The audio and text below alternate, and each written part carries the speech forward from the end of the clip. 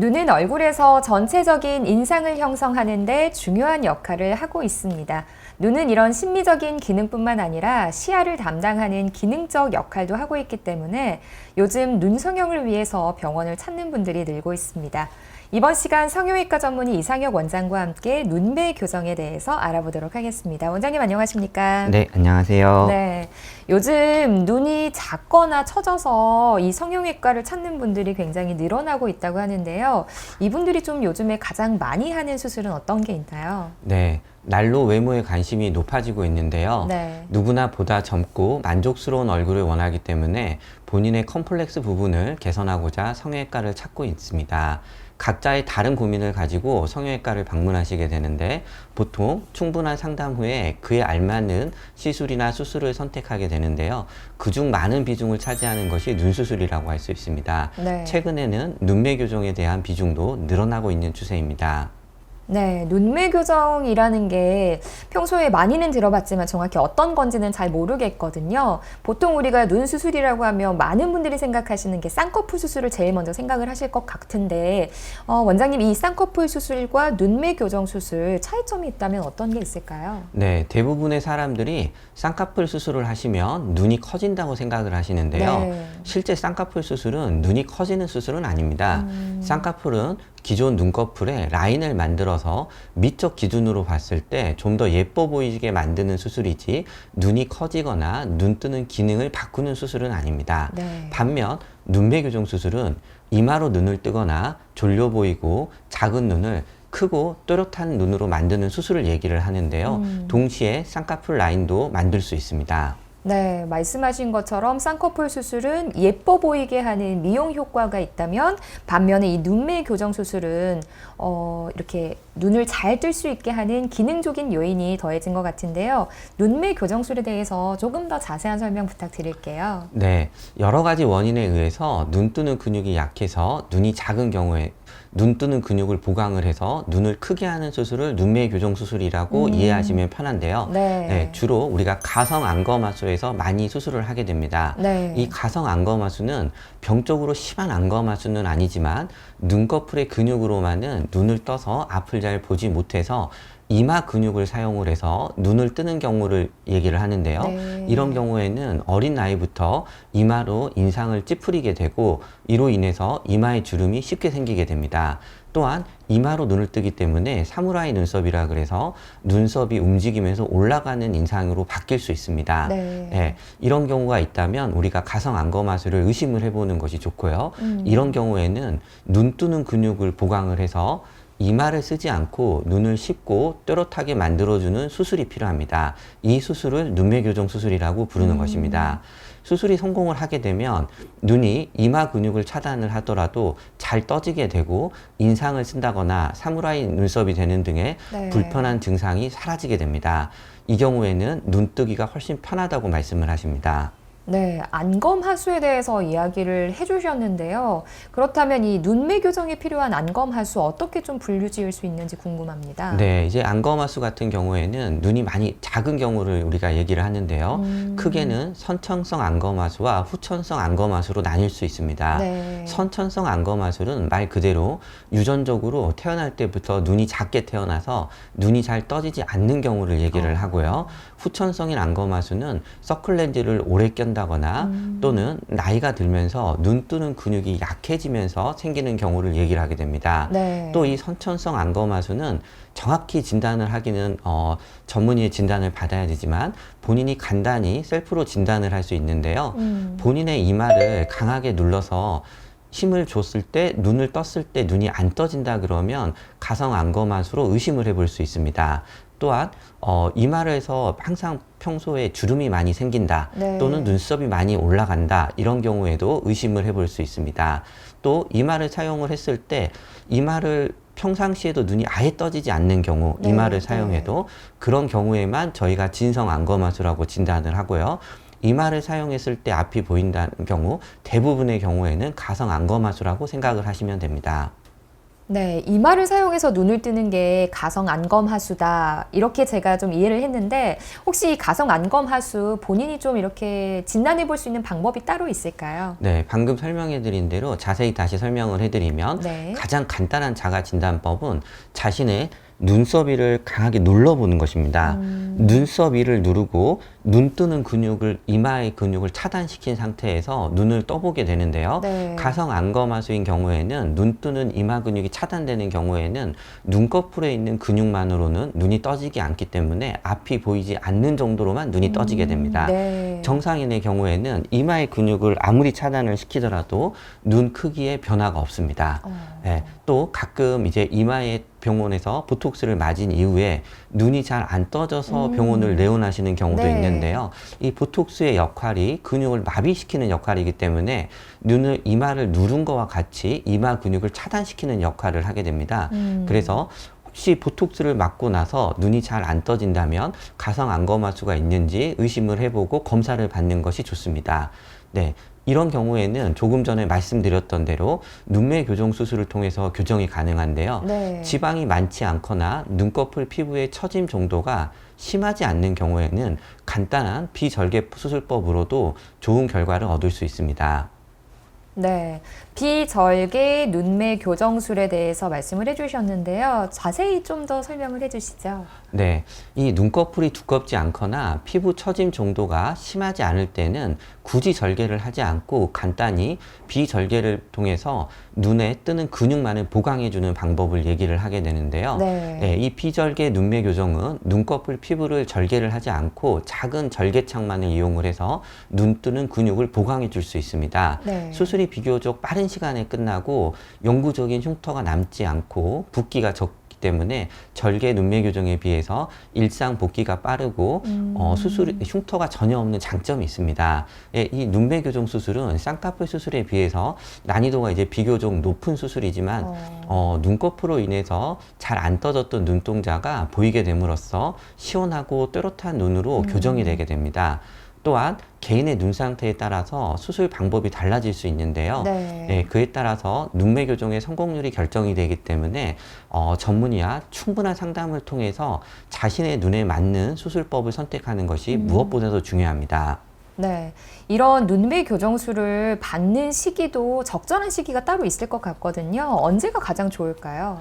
네, 이 눈매 교정 수술을 받아야 되는 시기는 이 진성 안검하수와 가성 안검하수가 다를 수 있는데요. 네. 진성 안검하수 같은 경우에는 이마로 눈을 뜨더라도 앞이 보이지 않기 때문에 일반적으로는 취학 전에, 초등학교 전에 전신 마취를 하고 수술하는 것이 좋습니다. 네. 다만 가성 안검하수의 경우에는 굳이 전신 마취를 하고 수술을 할 필요는 없고요.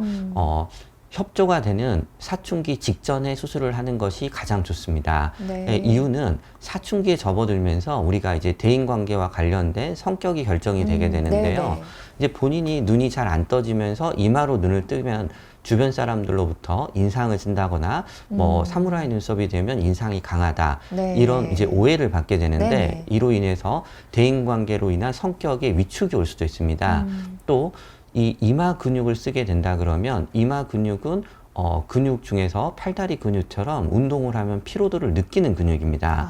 우리가 눈꺼풀에 있는 근육의 절반은 심장 뛰는 근육과 똑같이 눈을 뜨더라도 피로도를 느끼지 않는 근육이기 때문에 네. 피로도를 극심히 느낄 수 있습니다. 네. 우리가 이제 고등학교를 가게 되면 공부도 하고 취업 준비도 하기 때문에 네. 가능하면 고등학교를 들어가기 전에 중학교 시절에 해주는 것을 권장하고 있습니다. 네, 이런 눈매 교정을 받아야 하는 시기에 대해서 말씀을 해주셨는데 혹시 눈매 교정술을 받을 때 고려해야 할 사항이 있다면 어떤 게 있을까요? 네, 몇 가지를 꼭 체크를 해봐야 되는데요. 네. 양쪽 눈 뜨는 눈의 크기가 다를 수가 있습니다. 이 경우에는 실제로 볼 때는 오른쪽 눈이 크지만 검사를 해보면 오른쪽 눈이 더 많이 작아서 오른쪽 눈을 더 많이 이마로 뜨는 경우도 있기 네, 때문에 네. 환자분들이 오셔서 본인은 오른쪽 눈이 크다고 말씀하시는데 검사 결과는 반대로 오른쪽 눈이 많이 작은 경우도 많습니다. 네. 이런 경우에는 검사를 안 하고 작다고 생각된 눈을 더 키워버리면 오히려 더 짝눈이 되는 경우도 있기 때문에 네네. 정확한 검사가 무엇보다도 중요합니다. 또한 눈꺼풀의 두께, 지방의 양, 그리고 근육량, 이런 짝눈의 여부 이런 것들을 모두 고려를 하고 본인에 맞는 방법을 선택하는 것이 무엇보다도 중요하다고 할 수 있습니다.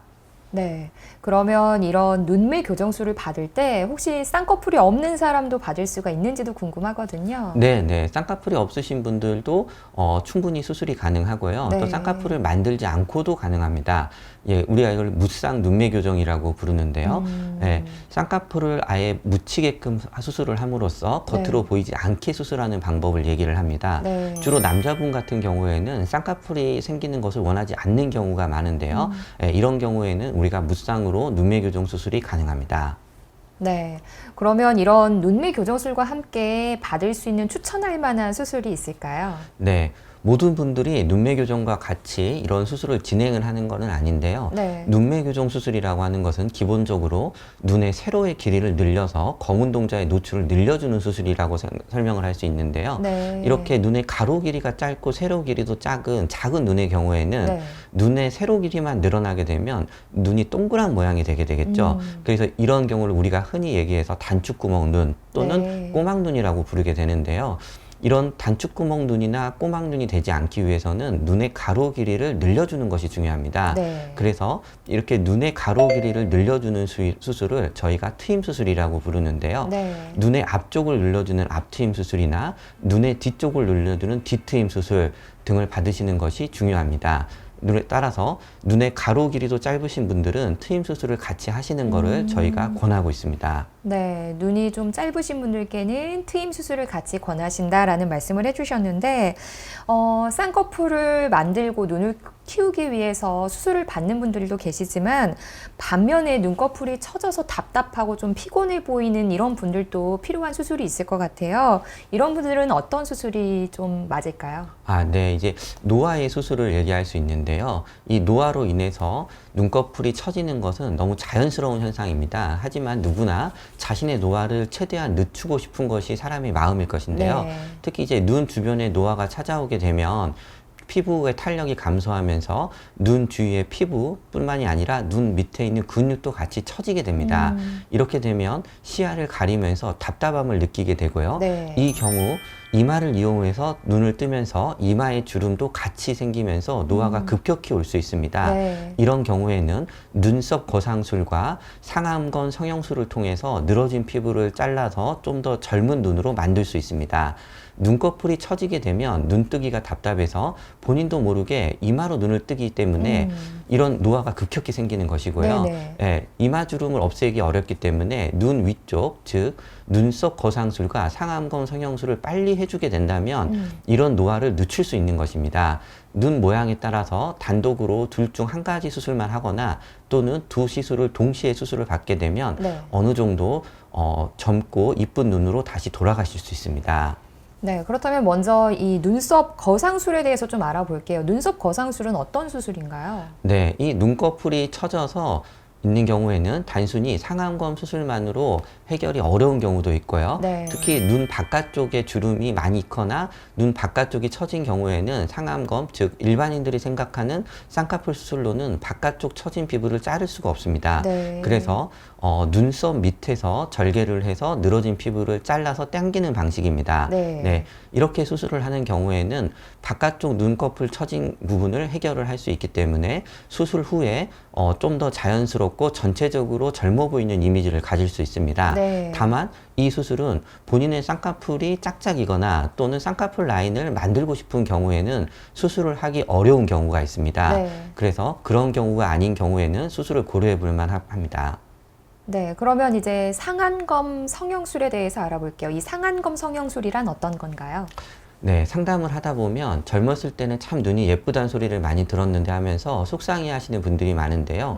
이제 노화가 진행되면서 쌍꺼풀의 피부 탄력이 떨어지면서 눈에 처짐이 발생하고 시야가 가려서 어려움을 겪는 경우가 많습니다. 네. 이런 경우에서 불편함을 해결하는 방법인데요.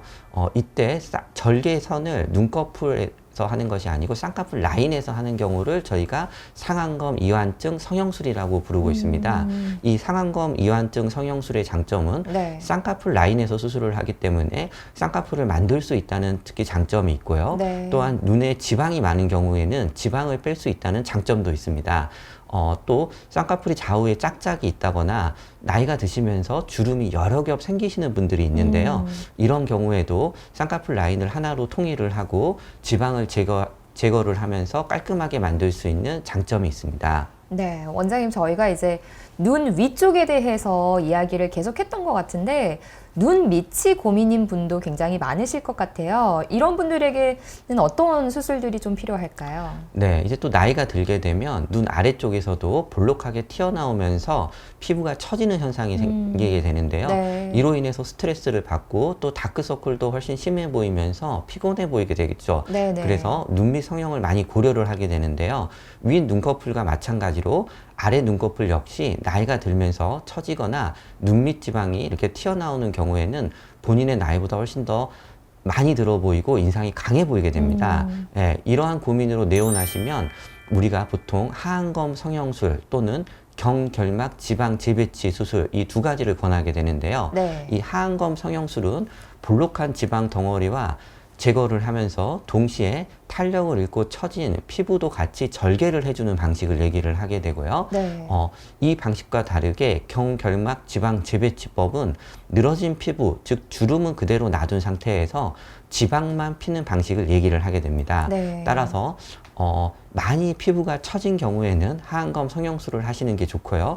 많이 주름이 신경이 쓰이지 않고 처지지 않은 경우에는 경결막 지방 재배치법으로도 충분히 좋은 결과를 얻을 수 있습니다.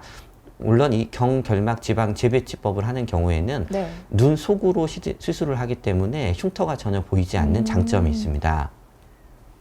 네, 원장님 이제 다시 눈 위쪽으로 와가지고 눈 위쪽에 지방이 없어서 조금 나이 들어 보이거나 피곤해 보이는 이런 분들도 계시거든요.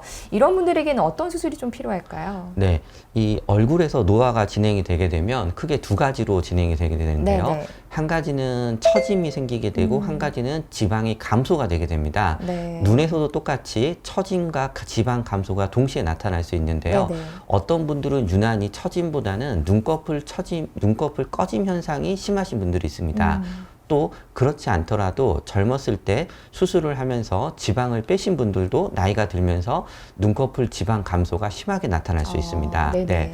이런 경우에는 자가지방 이식을 통해서 꺼진 부분에 지방을 채워주는 것이 가장 좋습니다. 지방 이식을 하는 경우에는 굳이 절개를 하지 않고 하기 때문에 간단히 시술이 가능하고요. 네. 또 본인이 불필요한 곳에서 지방을 빼서 넣기 때문에 간단히 주사 시술로 가능하고 일상 회복이 빠른 경우가 있습니다. 네. 물론 여기에 이물질이나 필러 등을 넣는 경우에는 부작용의 확률이 증가되기 때문에 가능하면 눈에는 넣지 않는 것이 좋습니다. 네. 지금까지 이제 눈과 관련해서 다양한 수술들에 대해 알아봤는데요. 수술 후에 주의해야 할 사항이 있다면 어떤 게 있을까요? 네, 수술 후 감염이나 상처에 벌어짐이 발생할 수 있는데요. 네, 처방된 약을 꼭 복용하시는 것을 권해드리고요. 네. 수술 부위에 자극을 심하게 가하는 것도 또한 좋지 않습니다. 또 심하게 눈을 비비거나 이로 인해서 흉터나 더 넓어지는 경우도 있고요. 눈이 가장 민감한 부위 중 한 곳이기 때문에 수술 후 눈물이나 진물 같은 것이 생길 수 있고 처음에는 시야가 흐릿한 느낌이 일시적으로 들 수도 있습니다. 네. 물론 이런 경우는 대부분 시간이 지나면서 좋아지기 때문에 너무 걱정은 하지 않으셔도 됩니다. 또 시술 직후부터 통증과 붓기를 최소화하기 위해서 처음에는 냉찜질을 하시는 것이 좋고요. 네. 뭐 시간이 지나면서 일주일 후부터는 온찜질을 하심으로써 조금 더 붓기를 빨리 뺄 수 있습니다. 하지만 언제든지 통증이 심한 경우에는 의사와 바로 상의를 하시는 것이 네. 중요합니다. 네, 원장님 이제 마지막으로 눈 성형과 관련해서 한 말씀 해주시죠. 최근에는 여성뿐 아니라 이미지 변신을 기대하는 남성들이 성형외과로 향하는 발걸음이 이어지고 있습니다. 그중 상당수의 환자가 눈 성형으로 자신의 컴플렉스를 개선해 이미지 변신을 도모하는데요. 눈 성형을 목적으로 병원을 찾는 고객님들은 오로지 쌍꺼풀만 생각하고 오시는 경우가 많습니다. 하지만 눈 수술의 방법은 생각보다 많고 그의 특징이 다양하기 때문에 성형외과 전문의와 실제 상담을 통해서 본인에 맞는 적절한 수술법을 찾아내서 수술을 하는 것이 만족도를 극대화할 수 있습니다. 또한 눈 성형에 대한 인식이 보편화되어 쉽게 생각을 하고 접근을 하게 되면 수술 시 주의사항을 고려하지 않는 경우도 늘어나고 있는데요. 특히 이벤트나 저렴한 눈 성형 가격에 현혹돼서 병원을 찾는 경우에 부작용 사례가 늘어날 수 있으므로 주의하시는 것이 좋습니다. 눈은 얼굴 부분에서도 가장 중요한 부분이고 큰 기능을 담당하고 있기 때문에 눈 성형을 계획 중이라면 신중히 고민하고 전문의와 충분한 상담을 통해서 본인의 이목구비와 조화를 이루는 자연스러운 눈매를 만드는 것이 좋습니다. 특히 가성 안검하수의 분들이라면 눈매 교정을 통해서 크고 또렷한 눈매와 동시에 넓어진 시야와 피곤함이 줄이는 것이 많은 도움이 될 수 있습니다. 감사합니다. 네, 눈 성형의 종류가 다양해진 만큼 정말 본인에게 적합한 수술을 찾는 게 중요할 것 같은데 꼭 전문의와 상의해서 고르시는 게 중요한 것 같습니다. 원장님 오늘 시간 말씀 고맙습니다. 네, 감사합니다.